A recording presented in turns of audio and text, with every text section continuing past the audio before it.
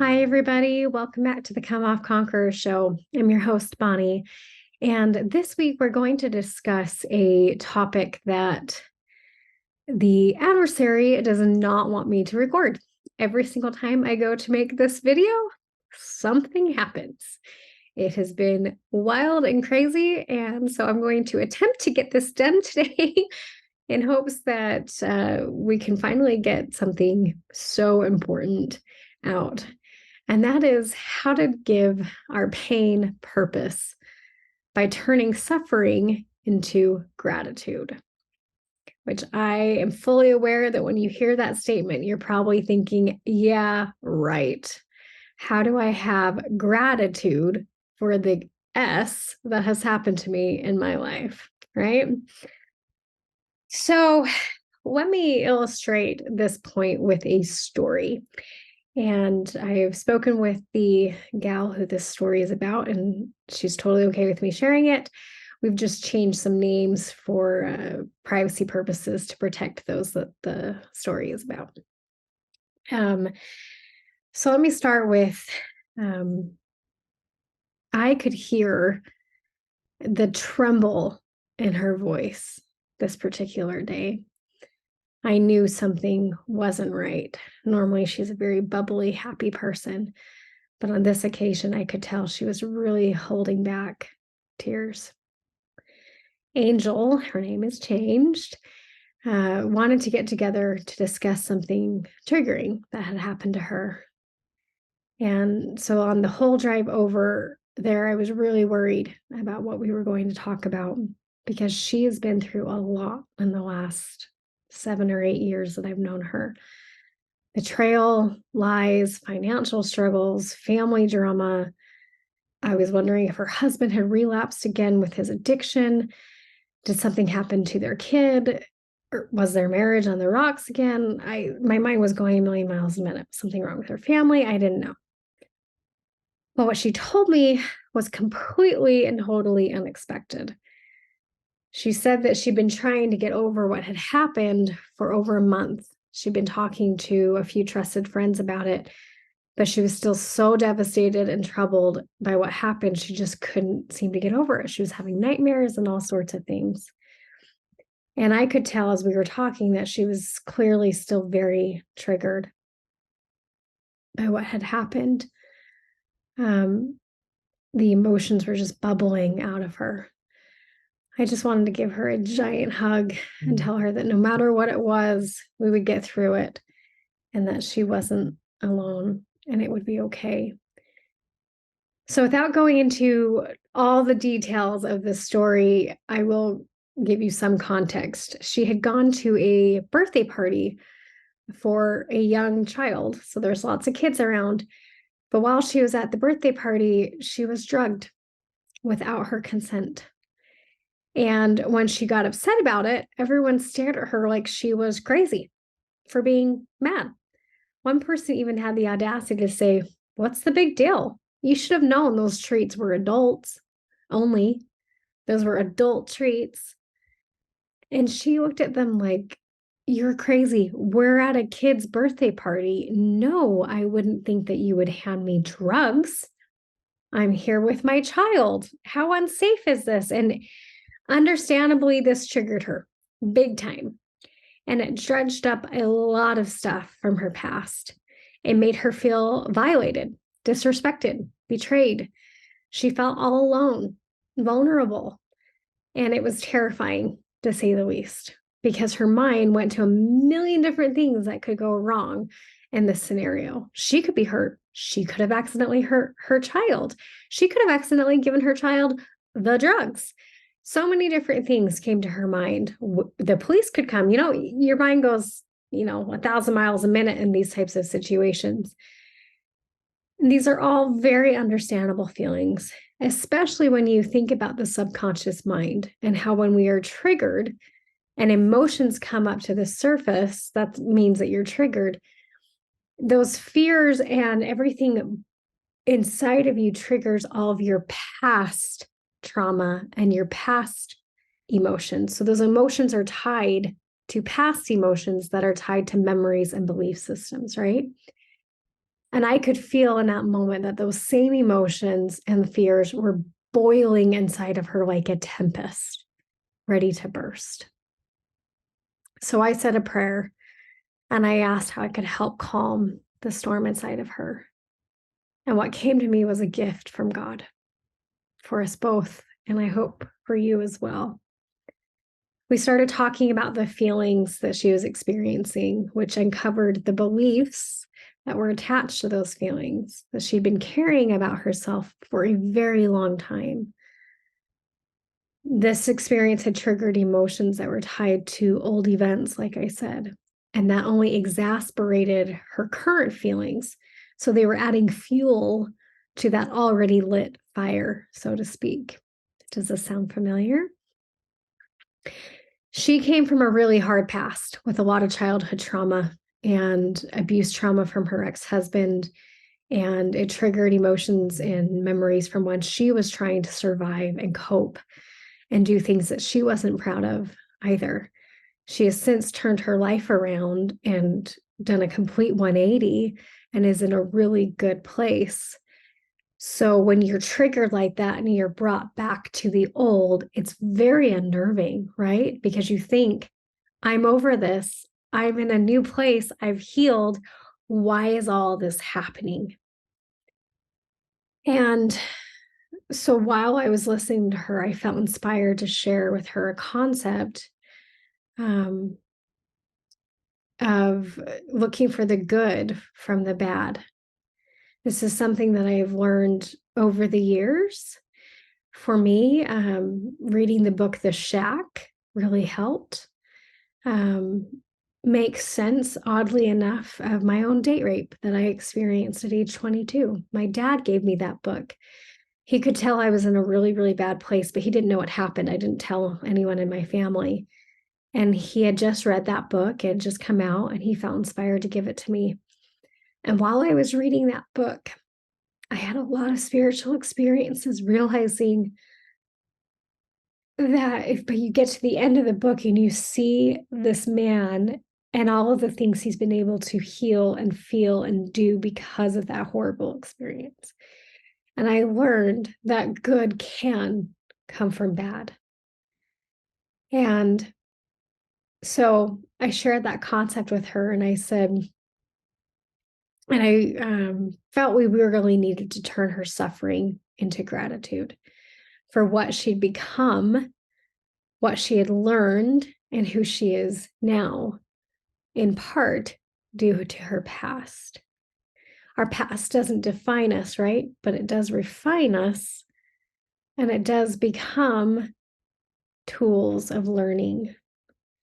So we can make beauty from the ashes and give purpose to our pain by turning suffering into gratitude, which is actually a lot easier than it sounds, which, let's be honest, when does that ever happen? Usually it's harder than it sounds, right?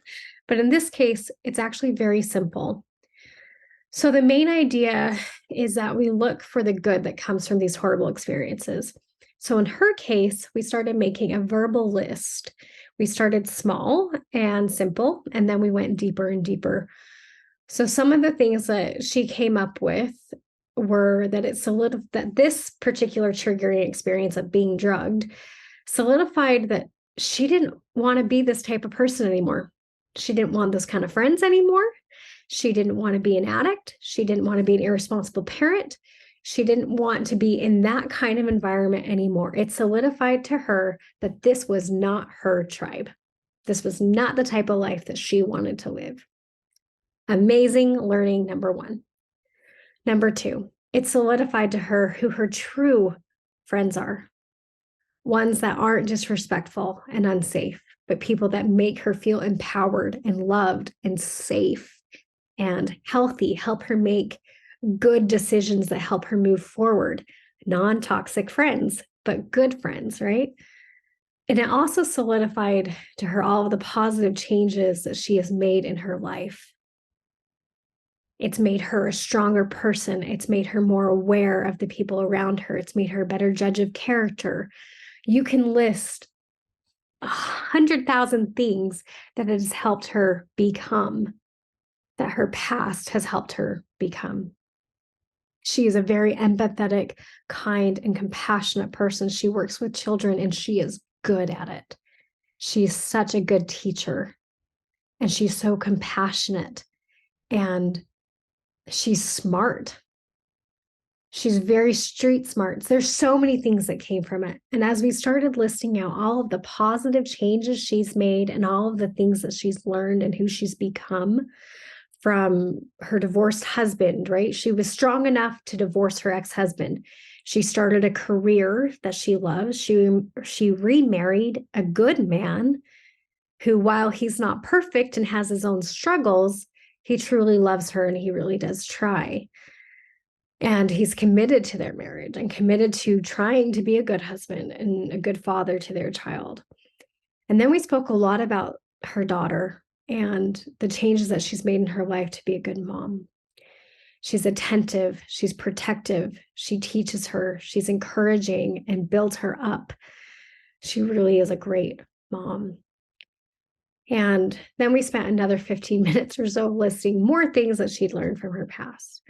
How to recognize unsafe people, how to survive, how to be resilient, how to be resourceful, how much God loves us, and that Jesus saves. Her testimony is huge. She knows there's a God and she knows that there's a Jesus Christ who's died on the cross for her. And she has seen him work that atonement in her life over and over and over again. And as we spoke, it was so beautiful to see her list out all of these incredible things that came from all of the crap that she had to endure. And the best part of all of this was as we were talking, I could see the light in her eyes return. I saw her relax.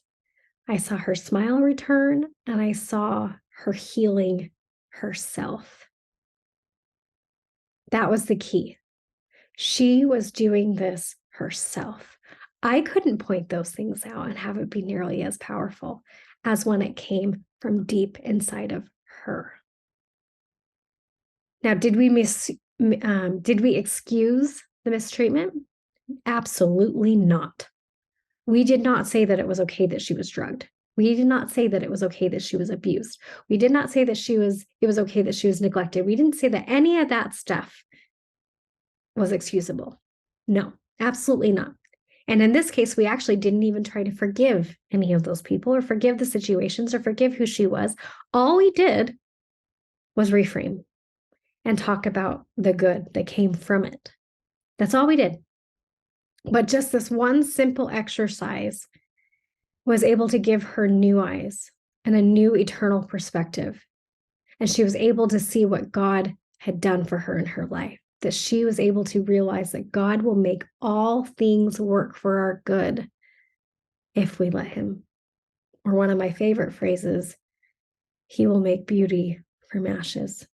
We can be a phoenix rising. So for the month of November, we're going to try to focus on doing that. We're going to try to make beautiful things come from the ashes of our lives.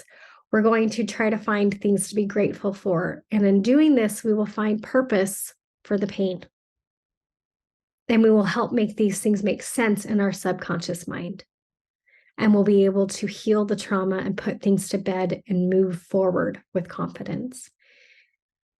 You may even also be able to finally find forgiveness and compassion where there was only suffering and resentment. These exercises and things I'm going to share with you over the month of November, if we do them prayerfully, we can have huge changes and huge leaps of healing in our life. So I hope that you will join me in the month of November for the next few videos that will kind of be focusing on different aspects of this learning journey and turning pain into purpose. And I invite you to our support group meeting on Thursday, November 30th. It's going to be a longer workshop because we're going to actually do this journaling technique and do some other exercises to help help us get there. So it's going to be a longer meeting in person. I'm trying to find a location right now, so stay tuned for that. I'll release that later once I solidify the location. And I'll give you the time as well, because that'll depend on the location. So hopefully you can make that workshop. It will be also broadcast in a private Zoom. So this one will not be broadcast live. Just to the sensitivity of the nature of our topic, we want to keep this one private. So if you can't join us physically, let me know and you can have the Zoom link and join us virtually so that you can still have the powerful experience with meeting with us and having that sisterhood. So I love you all. Hopefully you can be there. For all the information and how to join in, all of that will be put in our private Facebook group, the Come Off Conqueror group on Facebook. So the link is down below. Join our group so you can get all the details, and hopefully this will help you. And if you need more one-on-one support, I can always help see if the heart coaching, heart-centered life coaching that I'm doing can maybe help you too. So we use a lot of these tools in that. It's not a replacement for therapy, but it is a great companion to therapy, because therapy helps heal your past and the heart-centered coaching helps move you forward and really turn that pain into purpose. So I love you all. Thanks for joining me on the channel. Thanks for supporting us, subscribing, sharing these videos, all those things. Please share this one in particular so that we can get the news out about the event and help as many people as possible. I love you all. Take care.